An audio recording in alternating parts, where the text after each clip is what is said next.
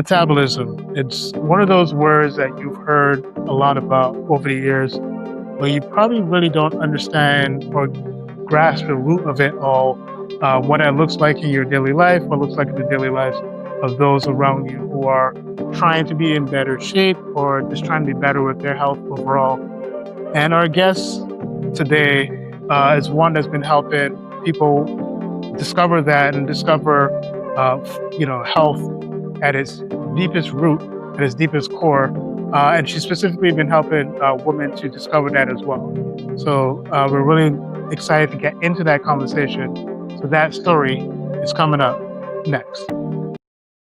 Is something standing between you and your happiness? It was for me. I had to face my depression and the constant negative self-talk. Therapy helped me realize I deserve to be happy. That's why this podcast is called I Choose Health, because I made the choice to heal and I want to share that with you. As a gift to you, we've partnered with BetterHelp as our sponsor to help you start your own healing journey. We all face moments when life feels overwhelming, whether it's stress, anxiety, or just feeling stuck. Talking to someone can make a real difference. And that's where our sponsor BetterHelp comes in. BetterHelp offers professional online therapy that's convenient, affordable, and entirely on your schedule. You can connect with a licensed therapist by video, phone, or even chat, whatever works best for you. Let our sponsor BetterHelp support you on your journey to better mental health. You can get 10% off your first month by going to betterhelp.com/I choose health. That's betterhelp.com/I choose health for 10% off your first month. Take the first step toward feeling better today. As a teenager, I decided to live better, so I gave up the meat, eggs, and cheddar. At 20 and 30, I wanted more, so I strengthened my mind and my core. Living a life that is healthier and wealthier because I choose health.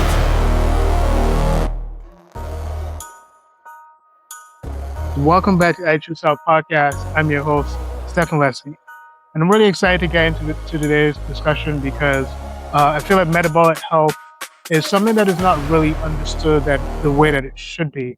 And more than that, our guest today, beyond just speaking on metabolic health, is also going to help you understand some things in regards to the body as well, because she's also a trained chiropractor as well. So that it's a discussion I'm really excited to get into. So I want to invite to the show Dr. Liz Graves. So Dr. Liz Graves, welcome to the I Choose Health podcast. Thank you so much. I'm so glad to be here. And I'm so excited that you're here. And, Dr. Graves, if we had to, speak to our audience and say who Dr. Graves is beyond your professional title, who would you say Dr. Graves is? I am somebody that is really passionate about health. I'm passionate about helping others to live their best life, have the best health possible. I, tell people that I became a chiropractor not because of a huge personal transformation in my health, but I saw the power of what chiropractic and natural health could do for others. And I got into chiropractic and I got into metabolic health to serve others. And so that's really my passion and my mission in life. So you said that it connects to a personal story. I don't know if you can share that with our audience now. Yeah. So, my personal story with chiropractic was I was a chiropractic employee and I watched all these people coming into the office, with bags and bags of medication, at their wits' end, because every time that they had a new symptom, they got a new medication, and half the medications they were on were treating the side effects of the other medications. And what I learned through chiropractic is that the body has the potential to heal from the inside out. If you remove the interference, it can do that better. And I saw people getting rid of migraine medication, pain medication, even medications for things like acid reflux or heart disease. And that's what inspired me to go to chiropractic school. And then I transitioned from practicing chiropractic, adjusting full time into nutrition and metabolic health. Again, I see a huge need and a lot of confusion in the world of what to do to be healthy, how to use our food to heal. Yeah, and I think that's a major part of it. And one thing we've discussed a lot on this podcast is, looking at the Hippocratic Oath and how often, like, if you look at what Hippocrates would say in terms of like letting food be your medicine. And I think quite often, especially within the last 5 to 6 years, maybe even more than that, there's been a real focus on what medicine can do, but not necessarily what we can do for ourselves.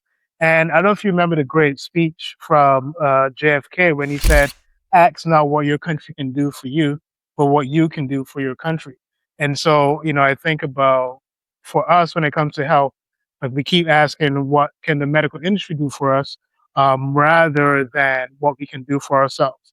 So, what do you think is a safe way or a sure way that people can educate themselves on how to help themselves in certain situations? And I'm not asking this question as a way to negate the work of the medical industry. What are ways that people can really go about um, just securing their own health to a certain extent? I would say the number one thing that people can do to take a proactive role in their health is to advocate for themselves. I always say, if you don't agree with the approach that your doctor, is wanting you to do, it might be that it's not the right approach for you. There might be another doctor that is more in the same mindset as you. If your doctor says the only way to treat diabetes is with a drug, and that there's ways that you could reduce your A1C, improve your blood sugars with diet and exercise, maybe it's time for that second opinion. Advocate for your health. And I always say, put a team around you that is on the same page with you. I always collaborate with my patients. I'm here to help them and guide them. I'm not here sitting up on a pedestal telling them what they need to do or what they should be doing. You have to make those decisions, but you want to have good counsel around you. So I think about your healthcare team, your doctors being your health counsel, but at the end of the day, you have to advocate. You have to be the one to actually take action and do something. I just said that I started thinking if there should be a change in the protocol, there should be a change in the language when it comes to dealing with disease and how doctors approach their patients when it comes to disease. Because as you said, a lot of times they're conveying to clients that they only think that, medicine is the sure way to deal with this particular thing. And I'm wondering if the language should be, this is the only way that I know or that I've been taught, can cure disease. But is there a particular thing, or asking those clients, is there a particular method that you would prefer? And then allowing that person, then referring that person to individuals that or doctors that they know can best give that particular type of cure. hmm Yeah, I think collaboration is really important in that next stage that we're moving into for healthcare. I know very few patients who just want to take drugs for the rest of their life. Most people want to be healthy, they want to live longer, they want to live a better quality of life as they age, and just taking medication doesn't fix the problem. There's a time and place for medication and surgery. Those things can save your life in a crisis, but they're never going to give you health. So you really want a team around you. You want those ones that are there for crisis care. Make sure I always say, if I get hit by a bus, don't take me to go get adjusted. Take me to the hospital. Make sure I don't have internal bleeding. Make sure that I'm stable. And then that's when I want you to take me to the chiropractor and give me good nutrition and things like that. So I think collaboration is a huge part of what more people are looking for and where we're going to be moving into in these next years of healthcare. Correct. And you described your work as purpose filled. When did you realize that health was your calling, or at least working in health was your calling? That really goes back to my first grown up job in a chiropractic office. So I was 21 years old, graduated from college, didn't know what I wanted to be when I grew up. I had a literature degree, a Bachelor of Arts, and really just got called into chiropractic, seeing patients heal. And so I went back and I took all the science and all the prereqs and all the anatomy and all that junk and applied and got accepted to chiropractic school. In terms of chiropractor work, I know there was a time where I would say maybe even late 80s, going into the 90s, uh, that it was a particular aspect of medicine that was not treated as seriously as it should have been. So, what, even with the stigma that was surrounding chiropractic at that time, uh, why did you still go into that work? Well, it was really what chiropractic is about. So chiropractic is the only healthcare practitioner that has really stuck to its roots of the philosophy that the body heals from the inside out. That's what attracted me to chiropractic. That you don't need something extra from the outside in. The body has an innate power to heal from the inside out.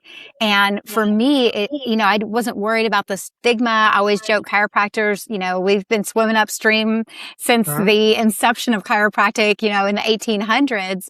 Right. And so I wasn't worried about what people didn't understand about chiropractic. I know there's a lot of misunderstandings about chiropractic. People think it's just for neck pain or back pain, or they hear that, you could get your neck broken or have a stroke or different things like that. Uh-huh. And absolutely. Those are fears people have, or people that are not familiar with it, not understanding that chiropractic is meant to help to align the spine so the brain can talk to the body. Your brain Uh-huh. controls everything in your body. So if there's a misalignment somewhere along the way, it can interfere with how your brain's talking to your heart, your lungs, your immune system, all sorts of different things. So the adjustment is not so much about pain relief as much as it's about restoring communication to allow the body to regulate and heal. And that's really what attracted me to chiropractic, regardless of what people might say about it. The first chiropractic patient, historically, the first chiropractic patient was a deaf man who regained his hearing with a chiropractic adjustment. So if you really dig into what chiropractic is, the philosophy, what it helps with, you have a better understanding of why it's something that you would want to do. Interesting. Now, as a personal trainer, I've worked with people with, I would say multiple injuries, from issues with the shoulder to back issues, especially, someone that's worked in senior fitness for a while. These tend to be issues that come up a lot. And from what I'm hearing from you is that a lot of it has to do with misalignment. What can we do to help keep our bodies in alignment, right? And especially when it comes to things like back issues and shoulder issues. If you can speak specifically to those, that's because those are issues that tend to plague a lot of older Americans as time goes on, when it comes to shoulders and back. What are protocols, what are procedures that they should be following to really help to, prevent, or at least stay of those type of pains away? I think the biggest thing in the modern world today would be posture. I would say, find a good local chiropractor wherever you are in the country and see if you have areas, not necessarily that because you're in pain, but see if there's areas that could be corrected. In chiropractic, we talk about three things causing misalignments to the body. It could be physical trauma, like a fall or a slip. It could be chemical trauma, like being exposed to toxins. And it could be emotional trauma, where stress can actually cause misalignments. I spend so much of my time now that I'm not adjusting anymore, focus more on that nutritional side, because nutrition is what your body has to work with to build new cells, tissues, and organs. So if somebody's got a big sports injury and they're trying to heal it up, but they're not getting good stuff in, I like to talk about, well, your food is your building block. So if you're trying to build a home, you're not going to do it on sandy ground with rotten wood. You want a strong foundation. You want good beams. And that's what your nutrition is. So reducing inflammation, by avoiding things that are inflammatory to the body, and then also giving your body the right nutrition to rebuild and repair. Now, beyond nutrition, are there like movements that you would have clients go through? 'Cause, like, for me, for example, right, I have a lot of movements, like, a lot of yoga movements, particularly with my clients, like cat cows and child's pose and thread and needle. So a lot of these type of movements too, which are more so dynamic movements, but then I also have to do the static versions of them as well, particularly at the end of a workout. Are there specific rehab techniques specifically for those part, especially the upper body, that you kind of go to, or and maybe hopefully I'm understanding chiropractic correctly, but are there particular movements that you would recommend to clients or just people in general? I don't do so much of that anymore. I'm 100% virtual, 100% nutrition, metabolic health, functional health. So I don't do any adjusting anymore. And so it comes up less frequent in conversation about Mhm. checking someone's posture or motion or movement. I typically, I like that healthcare team involved, refer them out to a chiropractor in their area, or if they have a good physical therapist or a personal trainer, have them be able to really work in real time for those specific things with them. Because I do so much virtual now and focused more on nutrition and detox and functional health. Right. To eat in holistically, more fruits, more veggies, just more natural grains, especially like superfoods and a lot of those super grains that were used, like your millet, your amaranth, and those type of foods and barley to help to strengthen the body. But what led you back to create, or what led you to create back to real food, right? Why specifically that focus? So that really came from more of a focus on weight loss and metabolic health. So many people in our country are struggling with type 2 diabetes. They're insulin resistant. They are trying to lose weight. They can't. They've been on every diet. And that's really where I started transitioning more into the food side of things. And a big part of that is just learning to be able to maneuver in the modern world. It's really, it is a lot harder to eat healthy because there's so many, unhealthy choices that are shelf stable or easy to grab or different things like that. So, your body is using your food to build new cells, tissues, and organs in your body. So your health in the future is really a result of how you're fueling yourself today. And so that was really that need that I saw. So many of my chiropractic patients previously, it was, weight loss was their top health concern, or, just looking around. That's a big, big part of people's health, is learning how to fuel their body in a way that is simple and going to support their health goals. I think most people already know the dangers of processed food and ultra processed food. I don't think anybody is like, oh, I eat McDonald's for my health. I think everybody knows they eat it for convenience or for price. So I don't think there needs to be as much of a focus on the why you're doing it. I find most people know that that's not the healthiest option. The bigger piece is the how. And my focus with people is meet them where they're at. If somebody is 100% living on fast food, it's unrealistic to think they're going to immediately the next day cook everything in their own home organic. That's completely unrealistic. So I meet people where they're at. Depending on where they are in their health journey, I look at how do we move them needle 1 degree at a time.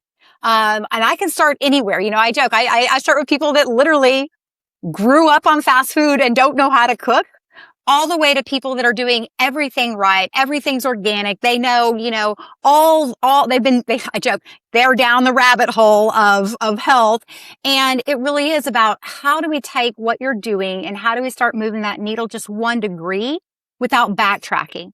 And then over time, it gets easier and easier. I like to talk about what's the lowest hanging fruit. I mean, what's the easiest thing to, switch to now? Is it the sodas? Maybe we can switch to a sparkling water. Is it the artificial sweeteners? Maybe we can find some safer sweetener alternatives. So it's not the same answer for every person. It really is, hey, what's going to leverage you the most health and what's most realistic that you can actually achieve right now. Yeah, I agree. I had a really great professor in chiropractic school, and he asked the whole class, what is the number one exercise you can advise your patient to do? And everybody's answering this, and this. And the answer was, no, the best exercise you can advise your patient to do is the one that they'll enjoy and stick with.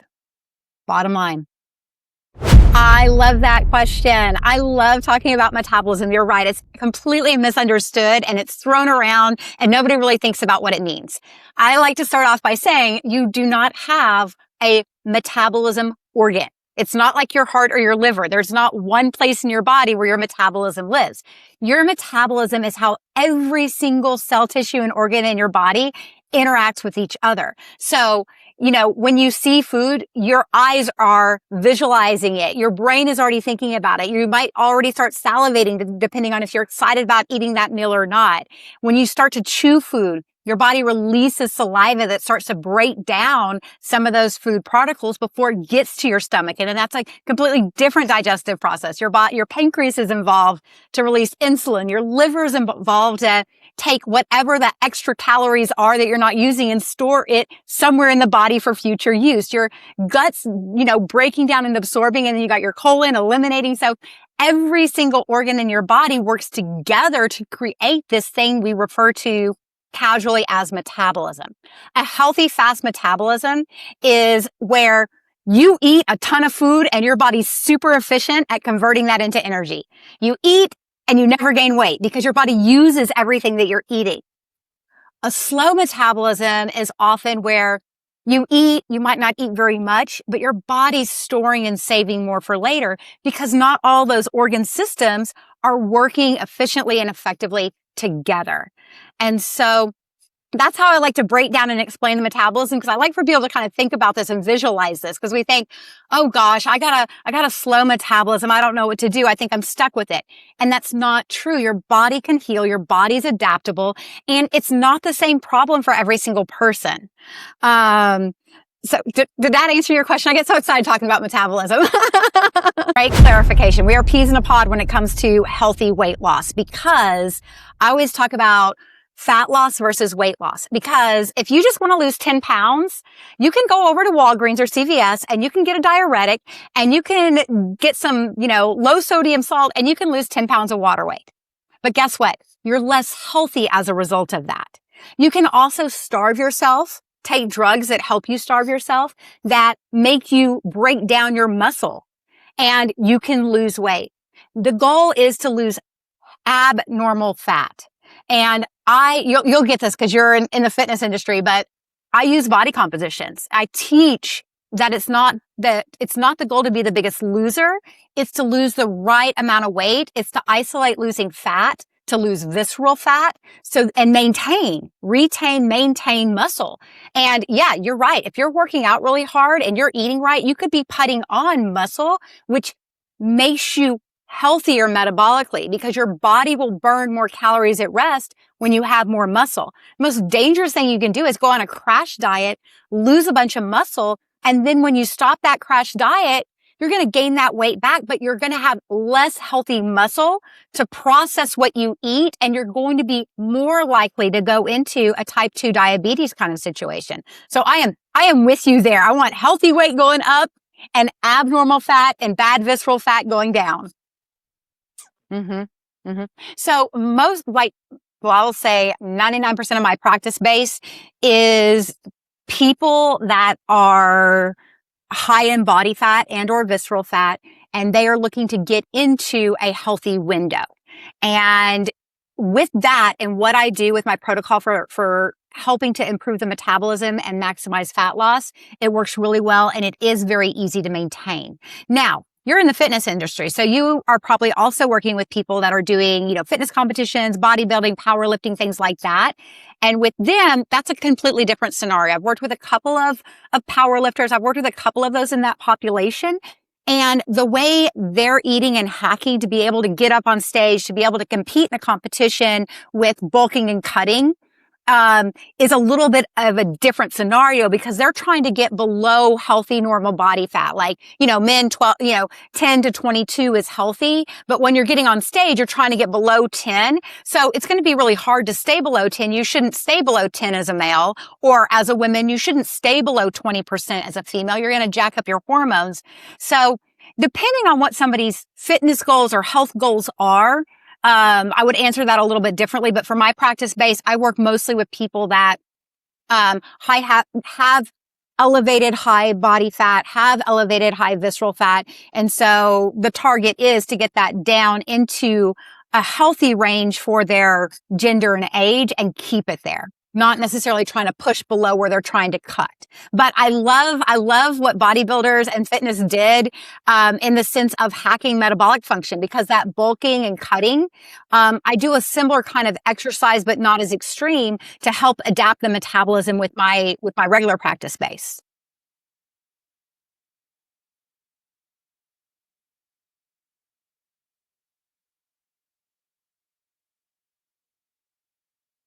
Mm-hmm.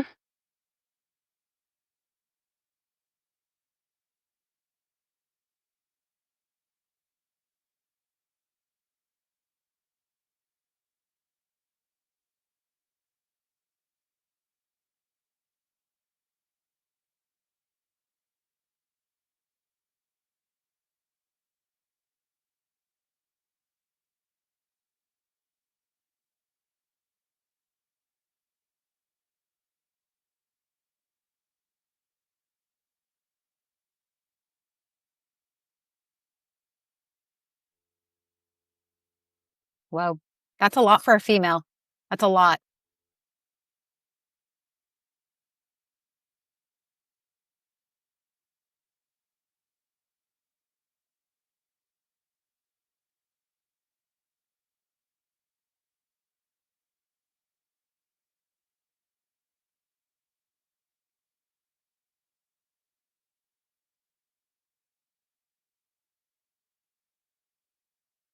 Mm-hmm. Mm-hmm.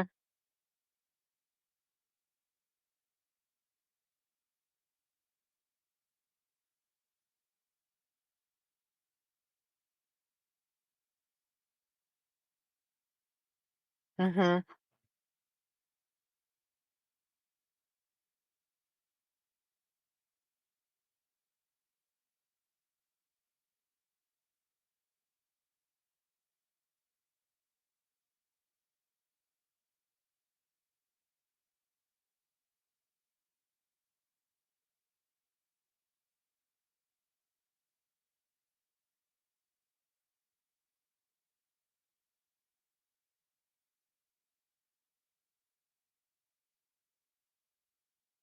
Mm-hmm.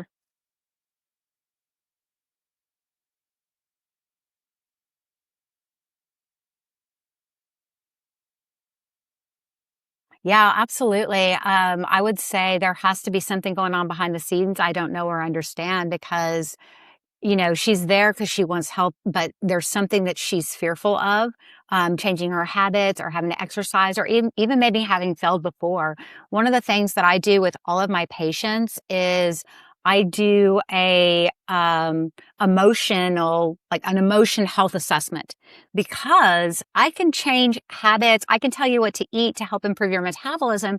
But if you have these emotional triggers that are causing you to stress eat or comfort eat or different things like that, if we don't also address what's going on in the brain and how your body regulates emotions, then it can be really hard to change. And especially with a lot of the women that I've worked with that have, 100+ pounds to lose, it's not the first time they've had a weight loss consultation. It's not the first time they've been worried about this.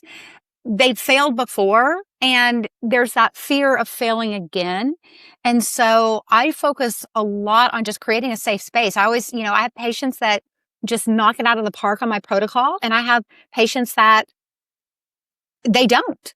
And the ones that don't, there's that whole guilt and shame cycle. And we have the conversation like, hey, did you learn something? Is your health better now? Can you use this in the future? Or, my goal again is not to have everybody be able to be a record breaking weight loss. My goal is that you lose the right weight and it's something that's sustainable to keep it off. So I would think somebody like that, it was more fear of what she's going to have to change, fear of how she's going to have to live, to be able to keep it off. But I'm with you on that's a huge, in my head, like that's a huge health concern, depending on if you're using the InBody or Tanita or Renpho or which scale you're using, over 10 to 12, you're going to have a threefold increased risk of heart disease and diabetes. So you and I look at that stuff and we're like, you're going to die. You're going to die early. But I also know on the other side of that, just having worked with people, there's that fear. There's something there that we don't know yet. Mm.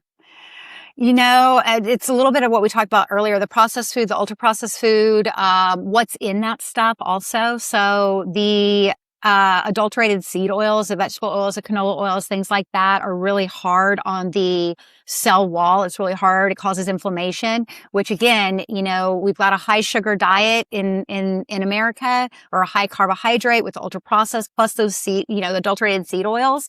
And it's literally it's a ticking time bomb. So, you think back 100 years ago, we didn't have kids that were obese, but we have very little kids obese now. And so much of that is the diet related things that are just our food supply has changed. Mm-hmm. So with the seed oils, I always like to um, go overly detailed on when we're talking about seed oils. What are they? So really, I like to refer to them as the adulterated seed oils, because you can have natural seed oils that are healthy. So for instance, with the adulterated seed oils, because you can have healthy seed oils. So for instance, cold pressed, flaxseed oil, cold pressed pumpkin seed oil. Those would be healthy seed oils. They're cold pressed, they're extracted, they're not heated. They're going to be in their natural state.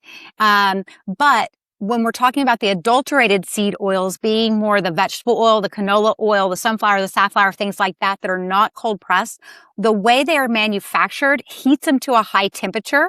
It breaks the chemical bonds. They become rancid. They oxidize. And then they chemically treat them to remove the rancid flavor and smell of them, so that they can bottle them and people will eat them. Now, they chemically treat it, which is a toxic burden load on your body, to make them not taste and smell bad so that you would consume them. And so these oxidized oils are going to act like a trans fat. That's the easiest way, layman's terms, to explain it, because we were all worried and scared of trans fat back when we first heard they were bad. That's basically what's happening. These fats are becoming oxidized, they're becoming rancid, and then they're chemically treating them to remove the taste and flavor of that rancidness so that they don't taste bad to eat. The problem is that they are super inflammatory in the body. And so remember that every single cell in your body is made up of fat. You've got that bilipid fat layer around every single cell. And again, back to building materials. If you put good stuff in, your body has good materials to work with and build new cells, tissues, and organs. If you've got a diet high in seed oil, now all of your cells have subpar fats to be able to build the cell wall. So rather than a healthy cell wall with receptors that can allow for your different hormones and things to dock and let things in and let things out, now you've got these jagged, misshapen cells. The good stuff can't get in, the bad stuff can't get out. And we're talking, this is where your hormones dock. This is where your vitamins get in. This is where your waste product gets out. So it's literally leading you down the road of having a high systemic level of inflammation affecting every single cell in your body. So that's why we're all anti-seed oils. If you haven't listened to, I can't pronounce her last name, but Nina, and it starts with a T, Telkowitz, she wrote The Big Fat Surprise. She has a 20-minute TED Talk. It's phenomenal. She explains it in such simple terms, understand the history to how it got here, and why to avoid it. And it's hard. It's hard to avoid it. I know for me personally, I only drew that line in the sand about 3 or 4 years ago, where I did enough research and I'm like, I just can't put these in my body anymore. But it is hard and insidious to eliminate, because when you start reading labels, they're in everything. Mhm. Yeah, I think that's one thing I started looking for early on, was just the different ways that they existed, whether that was people saying it's hydrogenated oil or hydrogenated fat, like the different ways in which companies are kind of, I'm going to use the word slick, with being able to put certain foods or Yeah. different oils in certain foods. So those are things that I tend to look out for. Now, what would you say is the biggest misconception people have when it comes to metabolism? Ooh, that you can't change it. Mm, That you're stuck with a bad one. yeah, Completely I've heard that a adaptable. lot too. Yeah, I've heard that a lot too, where people are like, "Yeah, I have a slow metabolism. There's nothing I can do about it. Mm-hmm. This is what it is." And I've heard Mm-hmm. that a lot. What do you think has Mm-hmm. led to that misconception? Because we don't have better solutions. We're trying to treat a lifestyle problem with drugs and diet instead of treating the physiology of the person. Interesting.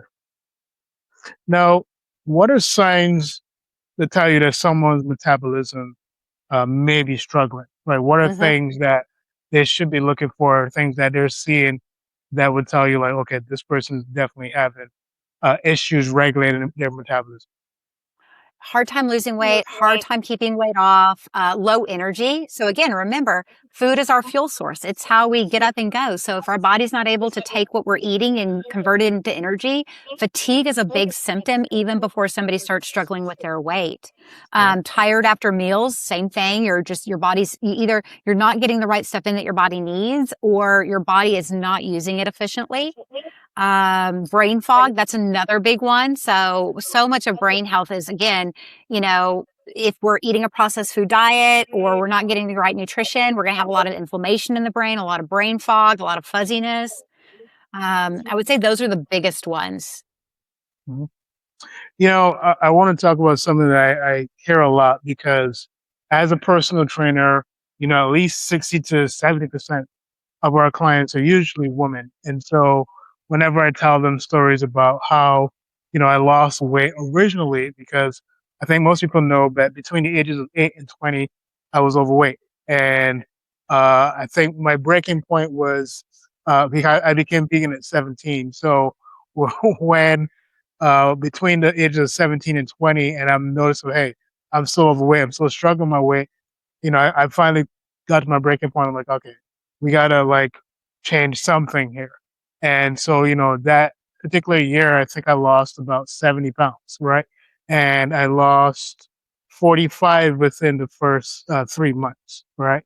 And I remember when I tell women this story, they're like, "Oh wow, you men lose weight so fast. Like it's easy for y'all to lose weight." So I wonder when it comes to women and regulating their metabolism and losing weight, what do you think is the biggest mistake that women make while trying to lose weight?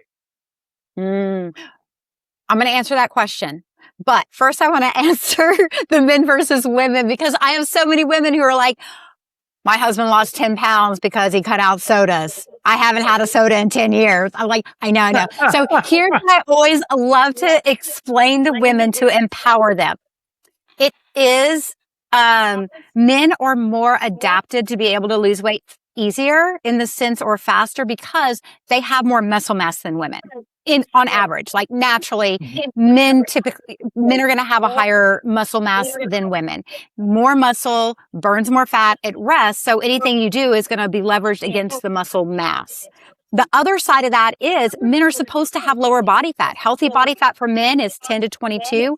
Healthy body fat for women is 20 to 33. So they are meant to be leaner than women. Men are meant to be leaner. So I always encourage and empower women by saying, like, it's not a competition with your husband or your significant other or your friend or your sibling. Realize that men are adapted. They aren't meant to, bear children and carry that extra body fat. So they do have an advantage, but it doesn't mean that we can't leverage advantages for you.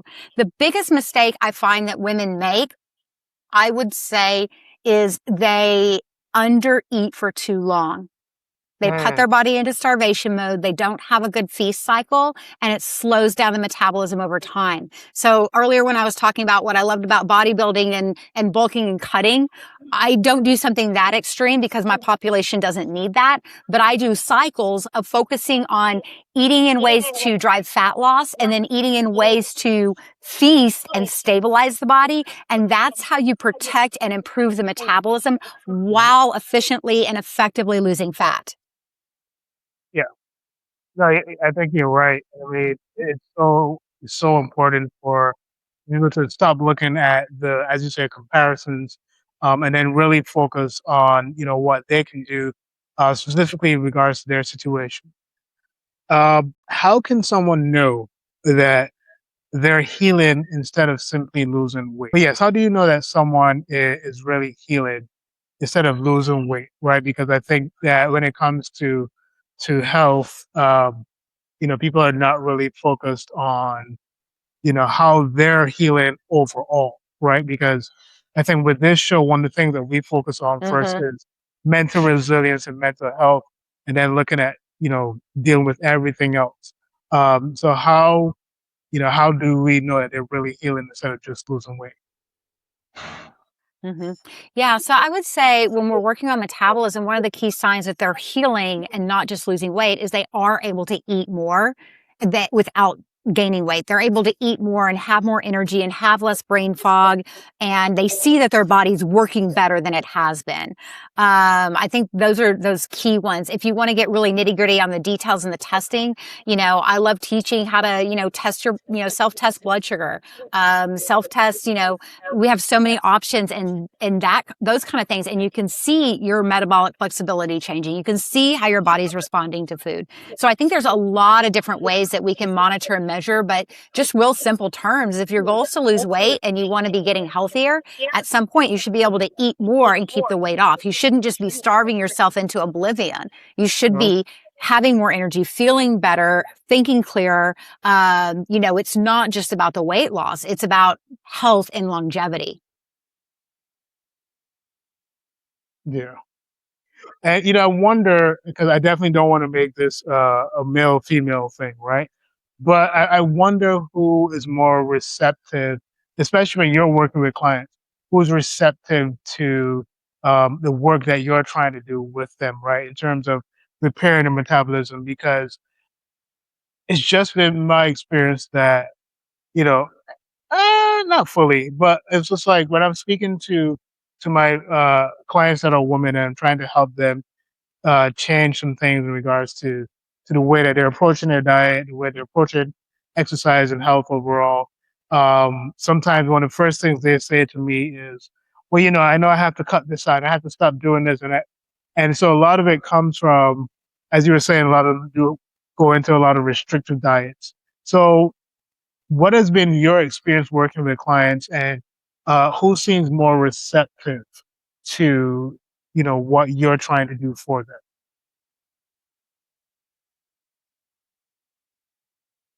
Do you mean men versus women or the type of client that is most Yeah, receptive? yeah, more men versus women. Not You were that I just cutting wanted out to. a little bit.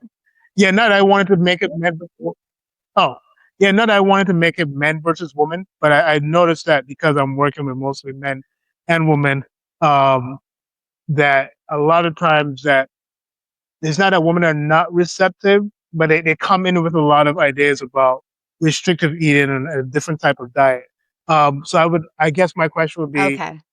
who seems to come in more with like an idea of what needs to be done versus like, hey, you're the expert, what should I do? Ah, gotcha. Um, you know what? I've had some amazing men do really well, and I've had some men not do good at all, and it's been like a struggle even to have conversations. And Uh-huh. same thing for women, honestly. The way I position what I do is not so much focus. I mean, yes, I do weight loss, but the people I attract are not people that are just looking for weight loss. They are people that they want to be healthier at the end of the day, that they want to lose the weight and they want to be able to keep it off. So I would say 90% of the time I have people that they are in on making these changes, and I do short windows of time to get really, to see good results. You're a personal trainer, so you'll get the numbers.